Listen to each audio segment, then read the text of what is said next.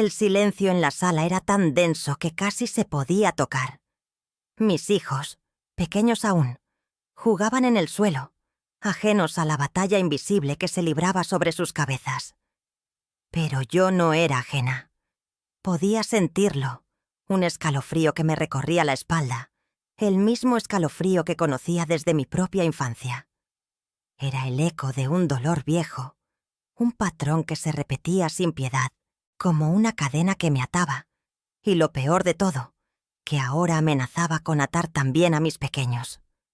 Verlos reír, inocentes, me apretaba el corazón. Sus risas, que deberían ser pura alegría, me sonaban a una melodía triste, una promesa de sufrimiento si yo no hacía algo.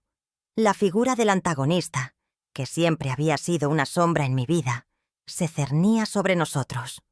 Sus palabras, pronunciadas con una frialdad que helaba la sangre, resonaron en la habitación. Tus hijos están destinados a repetir lo mismo. Ya lo veo en sus ojos, en su forma de ser. No puedes cambiar lo que ya está escrito. Fue como un golpe, directo al alma. No era solo desprecio. Era una sentencia, una declaración de que el sufrimiento que yo había cargado, el desamor, la indiferencia, la carga de las expectativas rotas, era el legado inevitable para mis hijos. Era la confirmación de que este ciclo vicioso, esta herencia de dolor, era inquebrantable para ellos también.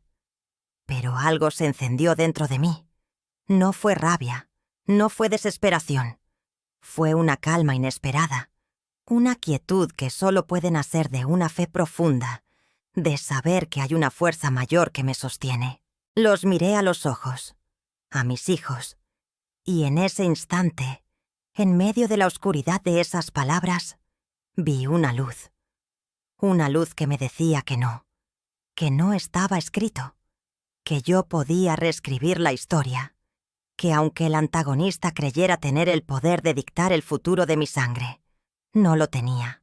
Este momento, aunque doloroso, se convirtió en mi punto de inflexión. Sentí una determinación que nunca antes había conocido, una fuerza que no era mía, sino prestada de lo alto.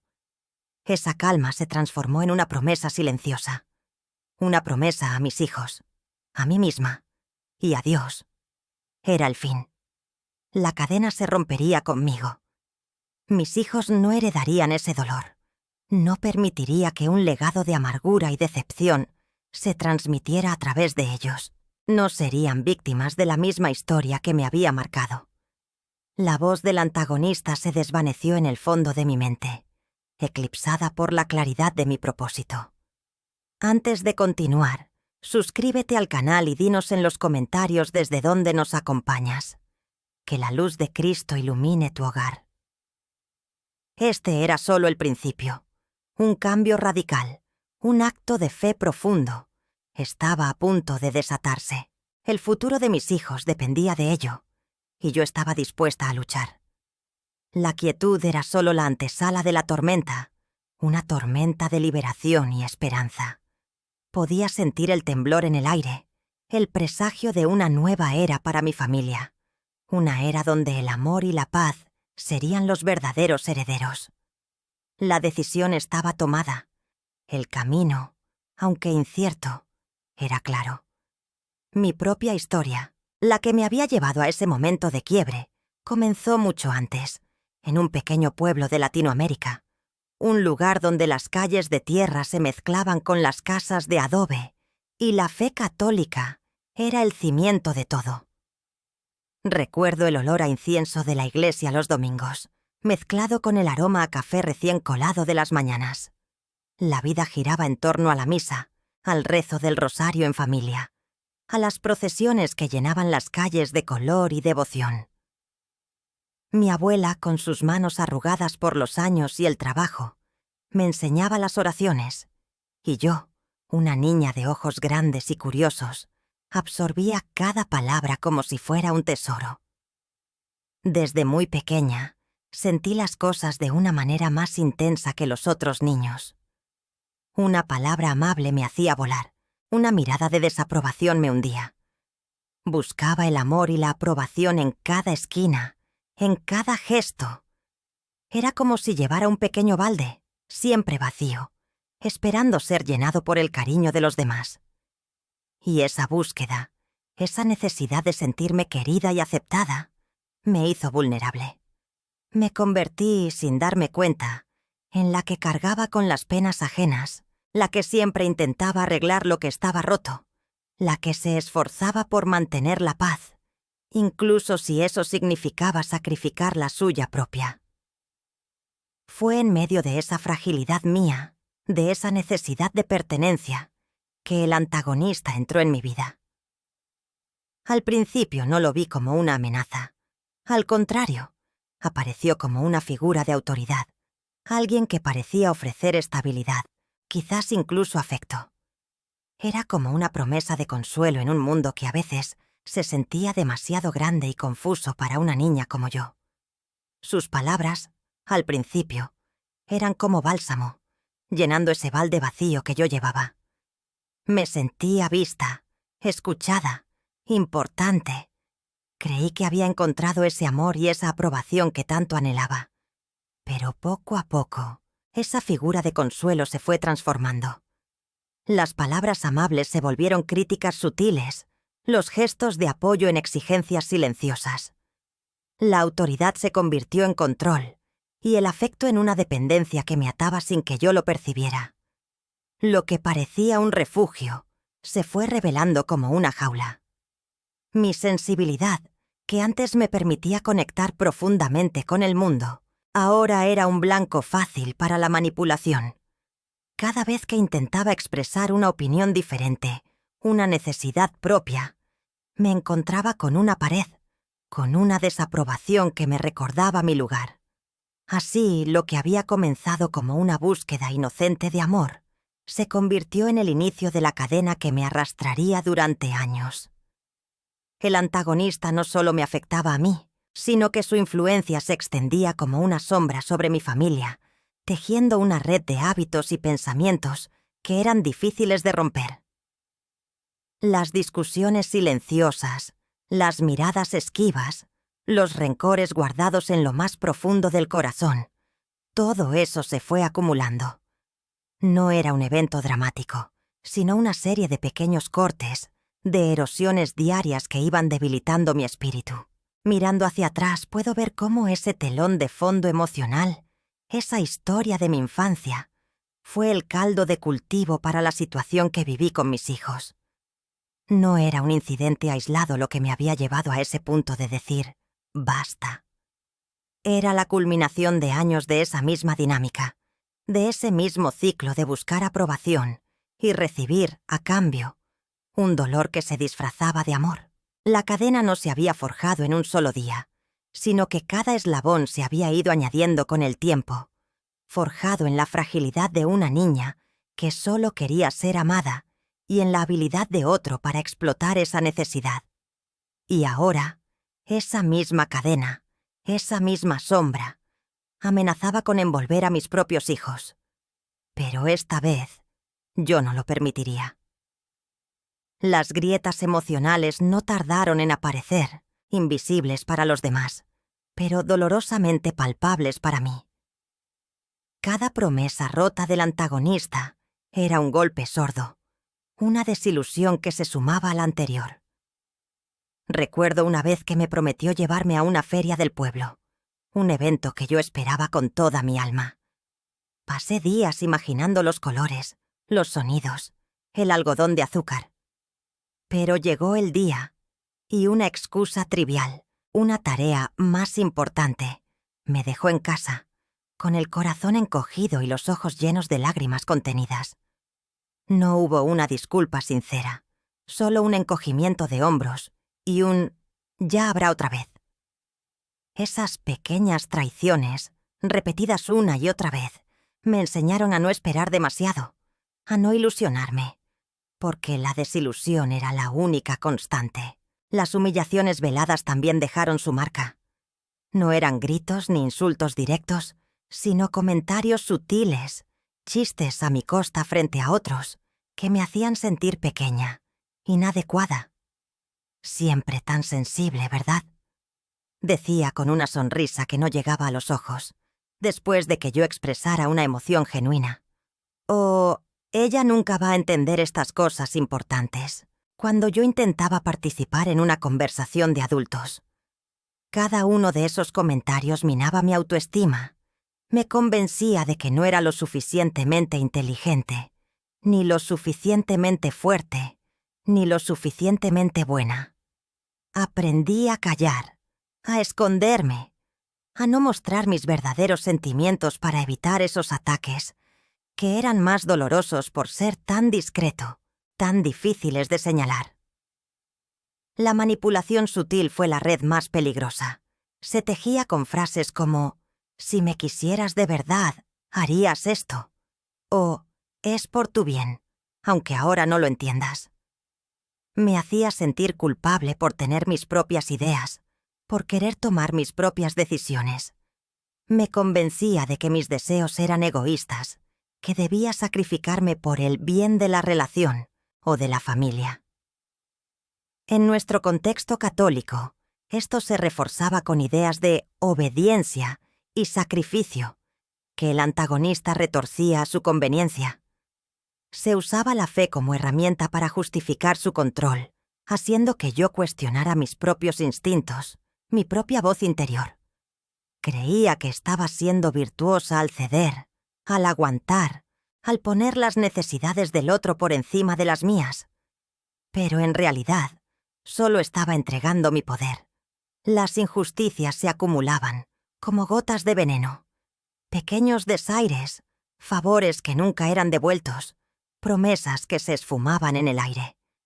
Recuerdo una vez que trabajé arduamente en un proyecto familiar, dedicando horas y esfuerzo, solo para que el crédito fuera atribuido a otra persona, con el antagonista asintiendo y sonriendo como si nada. No había forma de reclamar, de expresar mi frustración, porque cualquier intento era recibido con una mirada de reproche o un «estás exagerando».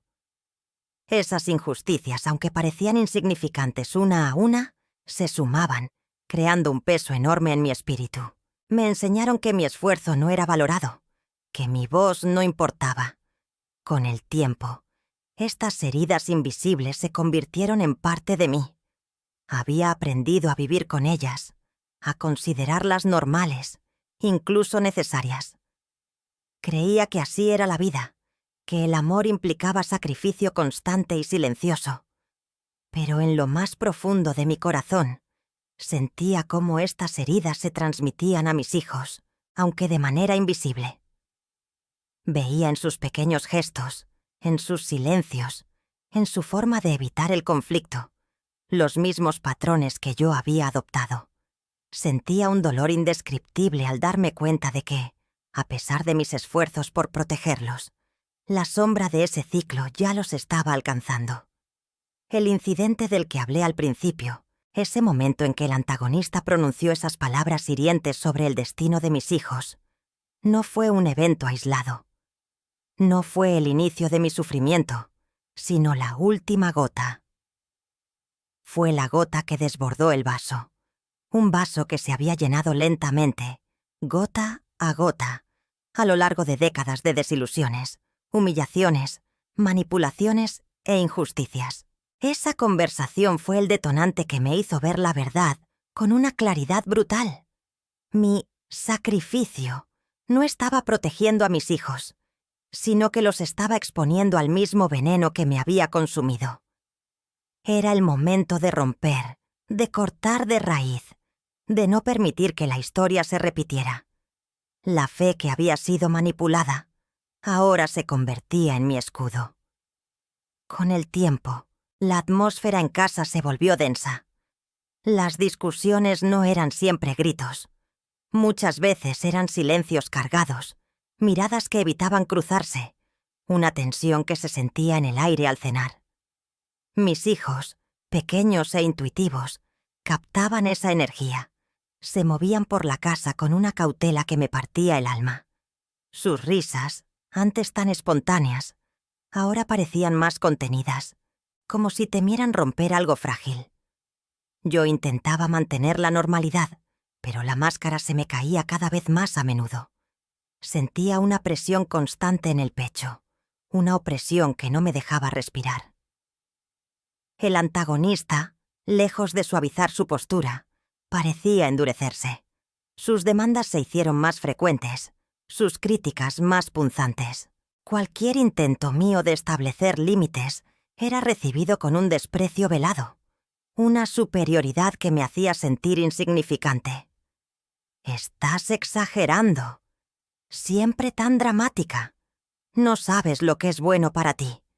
Eran frases que se repetían, minando mi confianza y mi capacidad de discernir.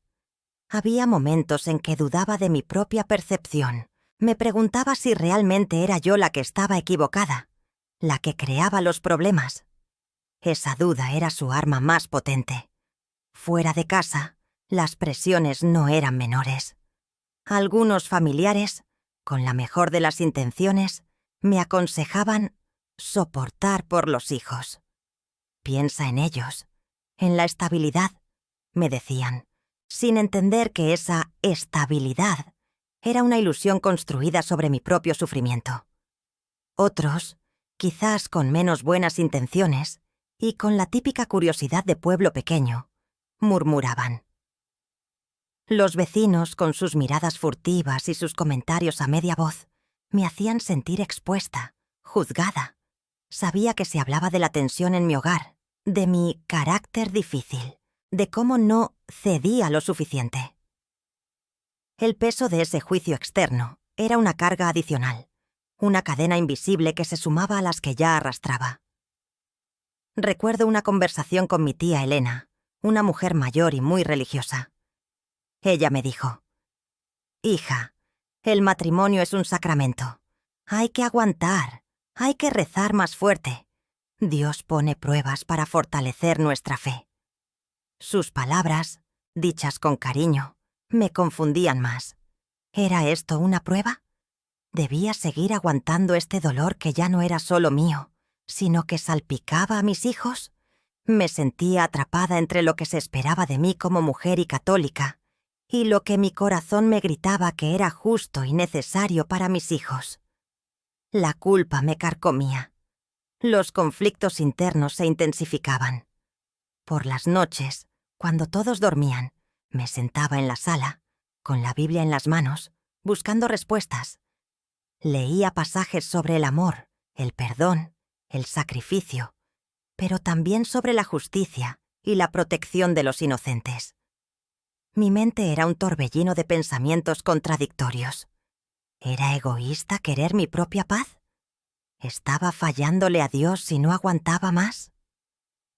La oración, que siempre había sido mi refugio, ahora se sentía como un campo de batalla.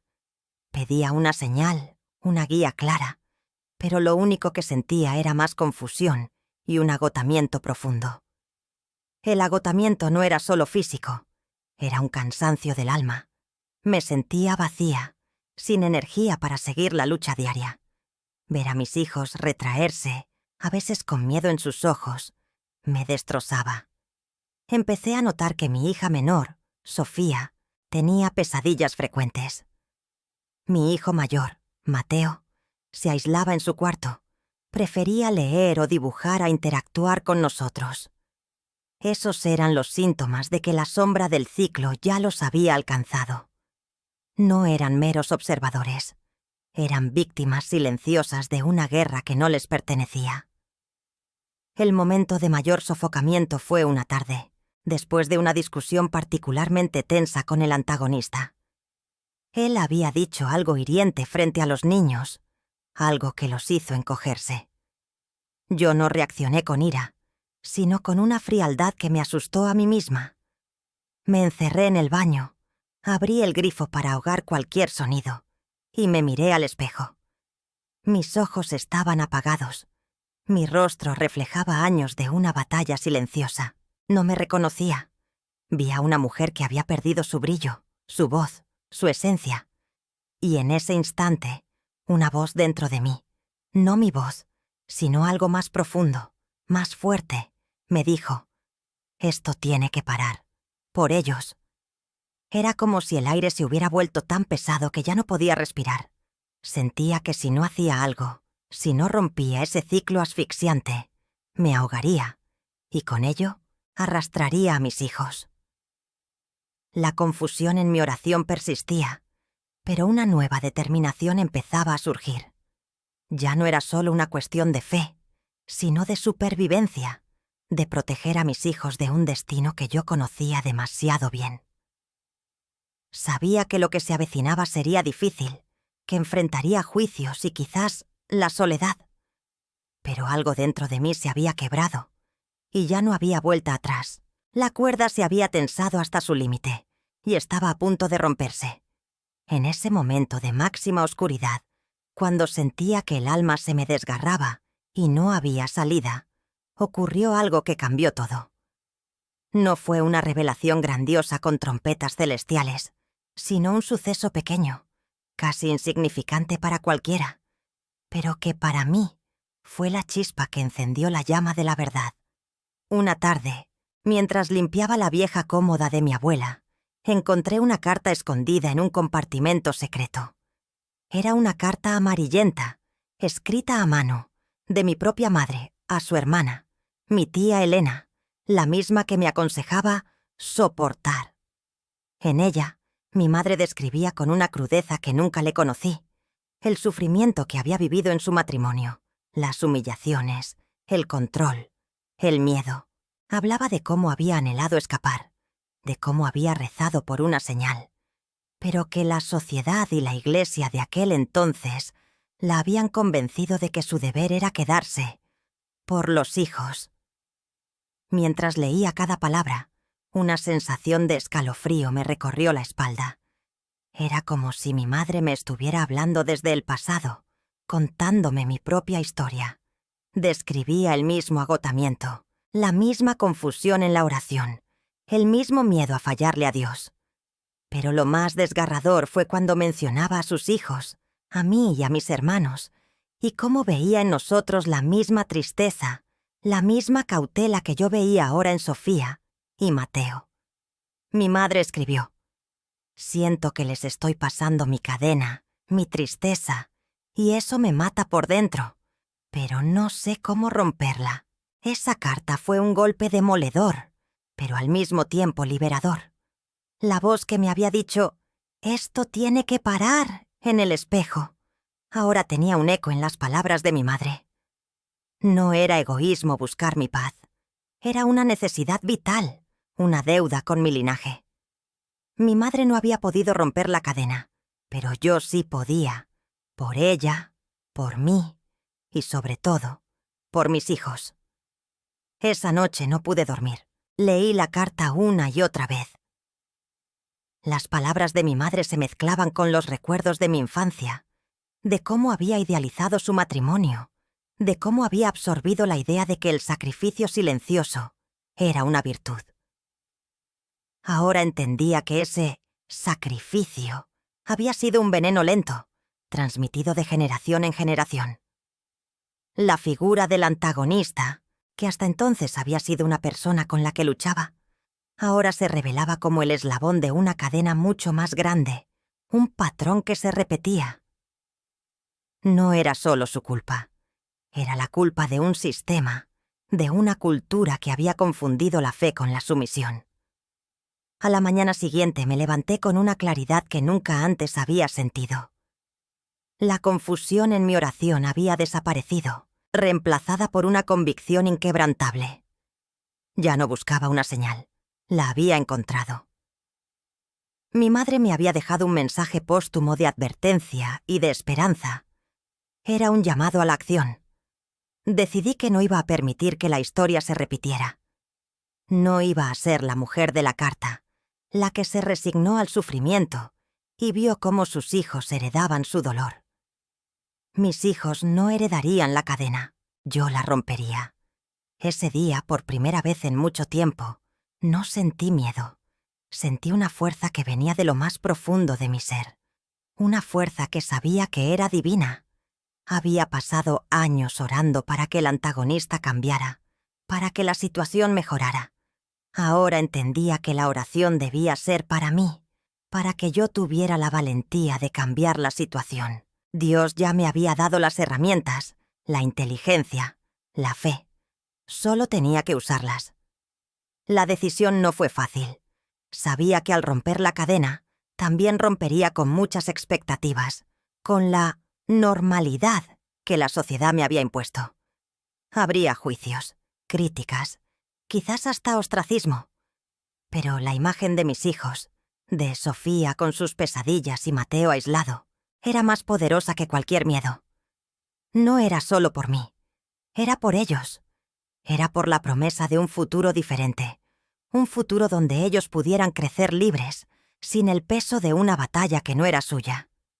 Fui a la iglesia, no a pedir una señal, sino a dar gracias y a pedir fortaleza. Me senté en el banco de siempre, frente al altar, y sentí una paz que me inundó el alma. Pude ver con claridad que mi fe no era un instrumento para soportar el dolor, sino una herramienta para superarlo. La Eucaristía, que antes había sido un consuelo pasivo, ahora se presentaba como una fuente de poder, de coraje, de una determinación férrea. Al salir de la iglesia, el sol brillaba con una intensidad diferente. El pueblo seguía siendo el mismo, pero mis ojos lo veían de otra manera. Ya no era un lugar de cadenas y expectativas, sino un lienzo en blanco donde podía empezar a pintar una nueva historia. La historia de una madre que, con la ayuda de Dios, decidió tomar las riendas de su destino espiritual y el de sus hijos. El ciclo de sufrimiento había terminado conmigo. La llave narrativa había girado. Era el momento de actuar. La decisión de romper la cadena, aunque firme, no vino sin un torbellino de emociones. En los días siguientes, sentí una mezcla extraña de alivio y una ansiedad profunda. El miedo al futuro, a lo desconocido, era como una sombra que me seguía. ¿Qué pasaría si me equivocaba? ¿Y si esta batalla era más grande de lo que podía manejar? La vergüenza por el pasado también me golpeaba. Años de silencio, de soportar, de permitir que el ciclo continuara, me hacían sentir culpable. ¿Por qué no había hecho esto antes? ¿Cuánto daño se podría haber evitado? Pero, al mismo tiempo, una explosión de fe y determinación me impulsaba hacia adelante. Era como si Dios hubiera encendido una luz en mi interior, una luz que me recordaba que no estaba sola. Mis hijos, Sofía y Mateo, fueron los primeros en notar el cambio. Mis pasos eran más firmes. Mi voz, aunque suave, tenía una nueva autoridad. Sofía, siempre observadora, me preguntó un día: «Mamá, ¿estás bien? Te veo diferente». Le sonreí, una sonrisa genuina que hacía mucho no sentía. «Estoy mejor que nunca, mi amor», le respondí, abrazándola fuerte.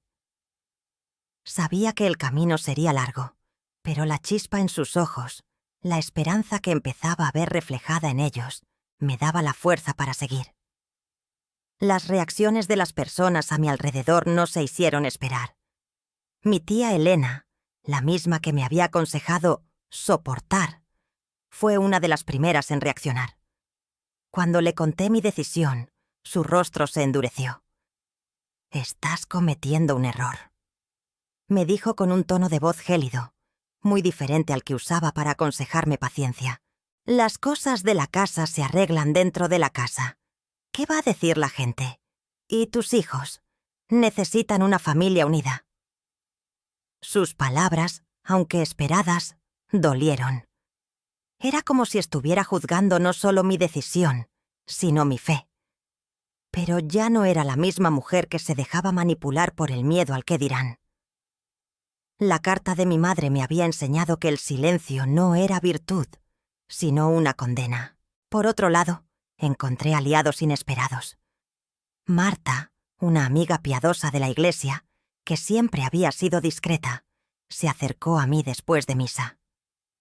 «Sé que no es fácil», me dijo en voz baja, con una mirada llena de comprensión.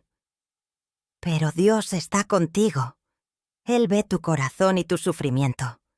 No te rindas». Sus palabras fueron un bálsamo para mi alma.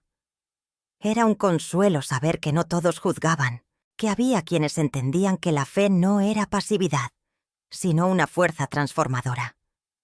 También recibí el apoyo silencioso de algunos vecinos que, sin decir una palabra, me ofrecían una sonrisa o un gesto amable, como si supieran de mi lucha sin necesidad de explicaciones.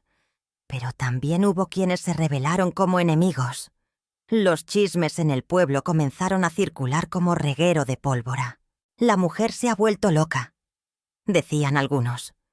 No quiere a su familia, murmuraban otros.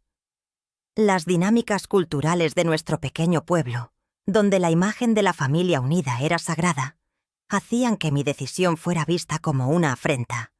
Sentía el peso de las miradas, de los susurros, de los juicios.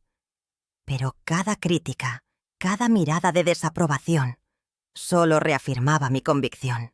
No podía permitir que el miedo al juicio ajeno me impidiera proteger a mis hijos de un destino que yo conocía demasiado bien. El impacto psicológico y espiritual de todo esto era profundo. Había días en que la duda me carcomía, en que la soledad se sentía abrumadora. Las noches eran a menudo largas, llenas de pensamientos y oraciones, pero en esos momentos de debilidad me aferraba a la Eucaristía como mi ancla. Cada domingo, al recibir el cuerpo de Cristo, sentía una fuerza renovada, una paz que trascendía cualquier miedo o incertidumbre. La oración ya no era una súplica desesperada, sino un diálogo constante con Dios, una fuente inagotable de fortaleza. Sabía que el camino sería arduo, que romper un ciclo de tantos años requeriría de una fe inquebrantable y una determinación férrea. Pero por primera vez en mi vida, sentía que estaba en el camino correcto. Mis hijos merecían una vida libre del peso de las cadenas del pasado, y yo estaba dispuesta a luchar por ello, con Dios de mi lado. Había aprendido que la fe no era solo creer en lo invisible, sino actuar con valentía en lo visible, transformar el dolor en esperanza y las cadenas en libertad. La reconstrucción de mi vida y la de mis hijos comenzó de manera lenta, casi imperceptible, como una semilla que germina bajo la tierra. No fue un cambio drástico de un día para otro, sino un proceso diario, constante, alimentado por la fe y la perseverancia. Cada día me levantaba con la intención de ser mejor madre, de sanar mis heridas para poder sanar las suyas. La oración se convirtió en el pilar fundamental de nuestro hogar. Ya no era un rezo mecánico o una súplica desesperada, sino una conversación íntima, una entrega total a la voluntad de Dios. Juntos, Sofía, Mateo y yo, aprendimos a rezar el rosario, no como una obligación, sino como un momento de unión y paz. Les explicaba el significado de cada misterio, cómo la vida de María y Jesús nos enseñaba sobre el amor, el sacrificio y la redención. Los sacramentos también cobraron un nuevo significado. La Eucaristía era el alimento que nos fortalecía, la confesión, el bálsamo que curaba las heridas del alma. Sentía cómo la gracia de Dios actuaba en nosotros, deshaciendo los nudos del pasado, limpiando las cicatrices. Empecé a notar cambios sutiles en mis hijos. Sofía, que antes se encerraba en su mundo, empezó a compartir sus pensamientos y sentimientos. Sus pesadillas disminuyeron, y sus ojos, antes llenos de una tristeza inexplicable, comenzaron a brillar con una luz propia, con la inocencia y alegría que le correspondían a su edad. Mateo, por su parte, dejó de aislarse. Se involucró en actividades de la parroquia, hizo nuevos amigos, y su risa, antes rara y forzada, ahora resonaba con frecuencia en casa. Era la prueba viviente de que el ciclo se estaba rompiendo. La consecuencia final para el antagonista no llegó en forma de un castigo terrenal visible, ni tampoco la busqué. La justicia divina, para mí, se manifestó en nuestra liberación. El peso que había cargado durante años, la opresión que sentía en mi espíritu, se disipó. El antagonista que representaba esa influencia negativa se fue desdibujando de nuestras vidas, perdiendo su poder a medida que nosotros encontrábamos el nuestro en Dios. Su indiferencia o desprecio ya no me afectaba, porque mi valía no dependía de su aprobación. La cadena que nos unía se rompió, no por un acto de venganza, sino por un acto de fe. Vi cómo mis hijos crecían, no repitiendo los patrones de sufrimiento que yo había conocido. Sofía se convirtió en una joven fuerte y compasiva, con una fe inquebrantable. Mateo, en un muchacho responsable y alegre, un líder natural en su comunidad. Verlos así era mi mayor recompensa, la prueba más clara de la obra de Dios en nuestras vidas. No había necesidad de que el antagonista experimentara una retribución pública. Nuestra paz y nuestra libertad eran la verdadera justicia. El camino no fue fácil. Hubo momentos de recaída, de dudas, de dolor. Pero cada vez la fe nos levantaba. Aprendí que reconstruir no significa borrar el pasado, sino construir sobre él, usando las lecciones aprendidas para edificar un futuro más fuerte. Las cicatrices quedaron, sí, pero ya no dolían. Eran recordatorios de la batalla librada y de la victoria obtenida. No por mi propia fuerza, sino por la gracia de Dios. Mi hogar se transformó en un santuario de paz, un lugar donde el amor y el perdón eran los cimientos. A veces, la tía Elena intentaba inmiscuirse con sus viejos consejos, pero yo, con una sonrisa tranquila, le explicaba que habíamos encontrado nuestra propia manera de vivir, guiados por la fe. Incluso Marta, mi amiga piadosa, me decía que mi testimonio era una inspiración para otras mujeres en el pueblo. No buscaba ser un ejemplo, solo vivir de acuerdo a lo que Dios me pedía. La reflexión final de todo este viaje se centró en la poderosa verdad de que la fe puede romper cualquier cadena, por más ancestral que sea. No hay sufrimiento que Dios no pueda transformar en esperanza, ni dolor que no pueda sanar. Mis hijos no heredaron el dolor, heredaron la fe, la fortaleza y la libertad. Esta victoria no era solo mía, era nuestra, de mi familia, y era la obra de Dios. La paz en Cristo había llegado a nuestro hogar, y con ella, la promesa de un futuro bendecido. La historia de nuestro ciclo roto se convirtió en un testimonio de que, con Dios, todo es posible.